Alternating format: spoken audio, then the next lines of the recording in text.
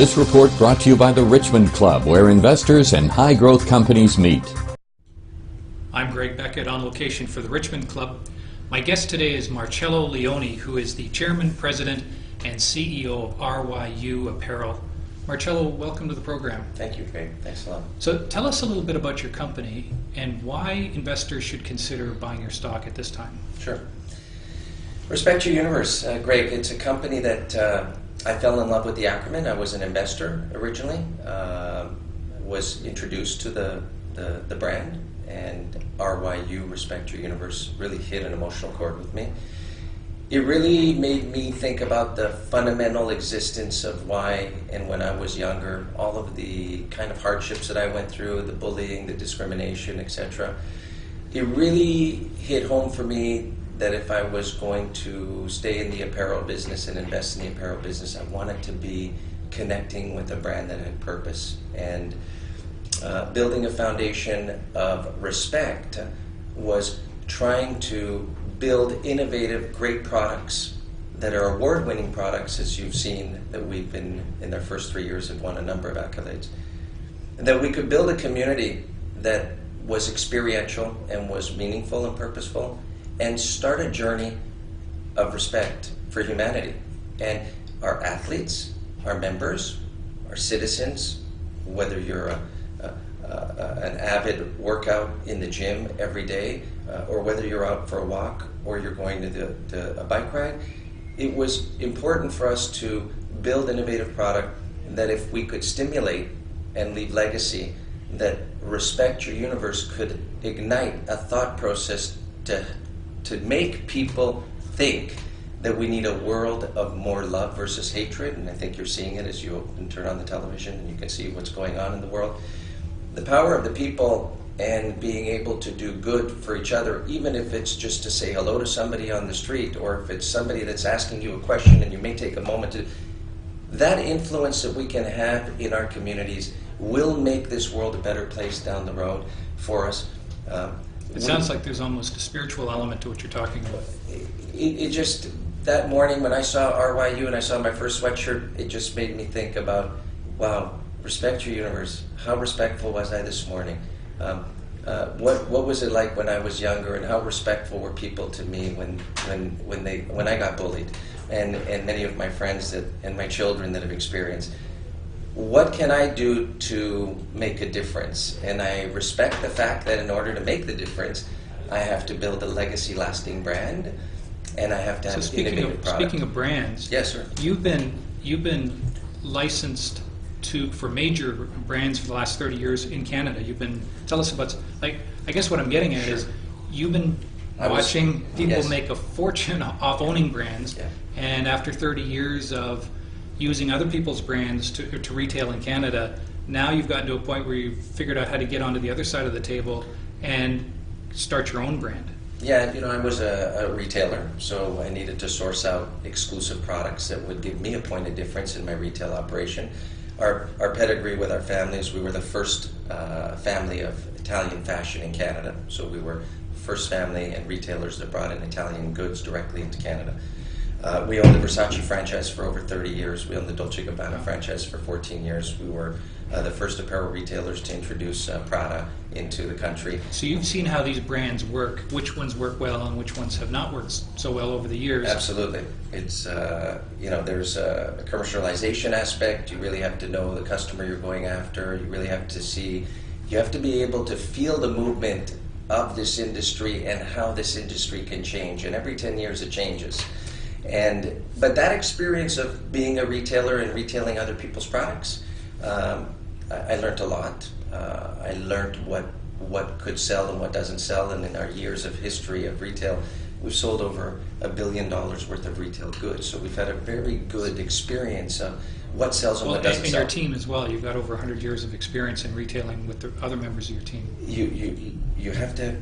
You know very quickly who's experienced enough to execute in this side of the business, and when you're building products, and you're not as well known yet in a brand, it's even more demanding and required that you know how to execute and you don't get stuck with too much inventory, and that you build innovative products that you can actually have hero products that continue to sell month after month, and not having to go on sale every 2 months like so many of these other retailers do. So you mentioned innovative products. You've actually got patents on some of your products, do you? We knew that we carved a new niche in the marketplace called urban athletic apparel. We saw the evolution of athleisure wear going into urban athletic apparel, a hybrid between athletic, street, and lifestyle, an influence of pop culture, street culture, athletic culture.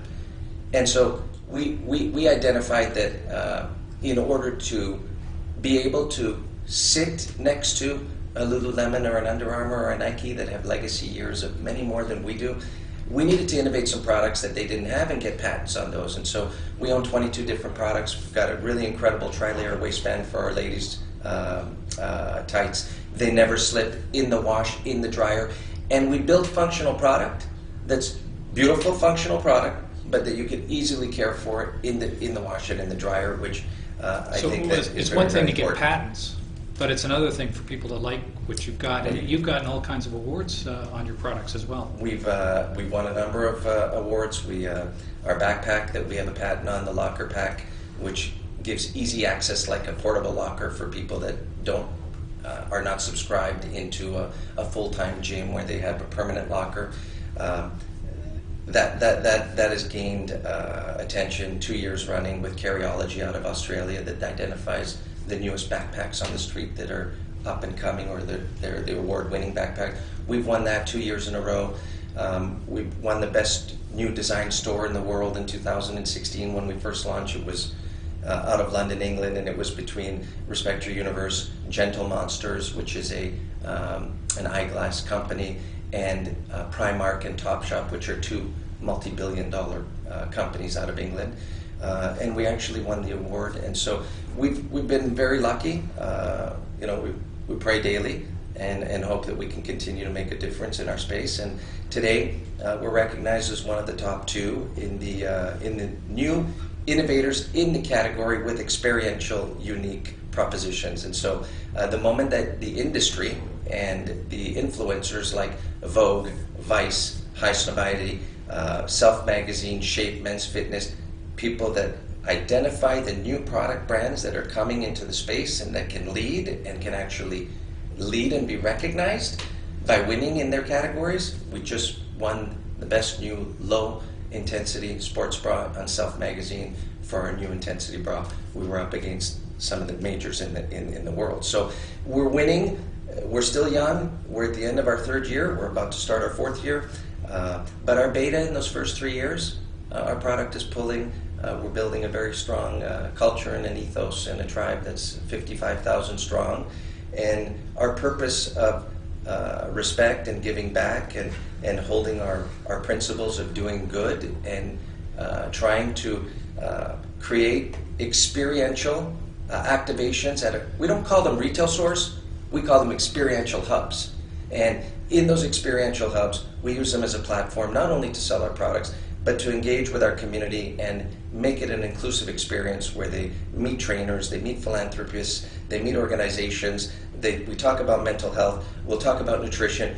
We bring all that are important matters to our community, wherever that may be, whether it's in British Columbia, whether it's in New York, whether it's in California, whether it's in Texas, and actually build the purpose of a brand to give back. And so that is very much what the affinity was with the emotional connection to the brand.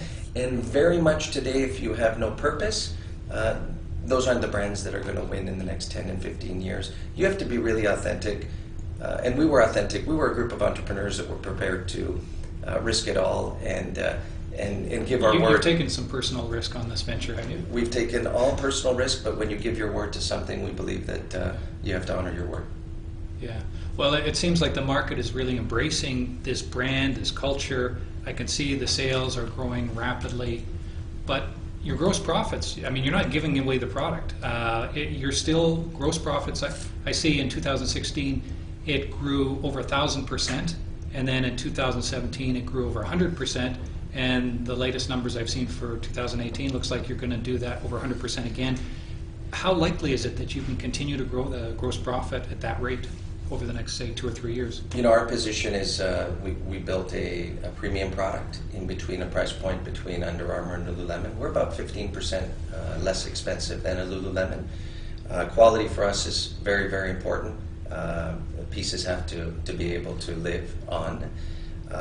We have great accident replacement programs, up-down programs, so ability for our customers to keep our products and keep utilizing them over the years. We're still very young. As we continue to scale and you see our growth in the next 3-4 years, we forecast our third quarter results are going to be coming out in the last week of November 2018 here. We think there's still room for that margin to increase a little bit, and then you'll stabilize as you get to a certain economy of scale. We still have runway to improve our gross profit margin. I think what you see in the third quarter, I think that because you're still kind of a startup. We are a startup. So until you get a foundation established, those costs will continue to come down. Yes, and when you look at the legacy lasting brands like the Nikes of the world, etc., and you look at their performance each quarter and you look at their gross profit margin, we're holding up against the best in the industry. I think year to date in our second quarter, our year to date margin was close to 50%. I foresee that getting even stronger. Marcello, thanks for joining us today. My guest has been Marcello Leone, who is the Chairman, President, and CEO of RYU Apparel. On location for the Richmond Report, I'm Greg Beckett. This report brought to you by the Richmond Club, where investors and high-growth companies meet.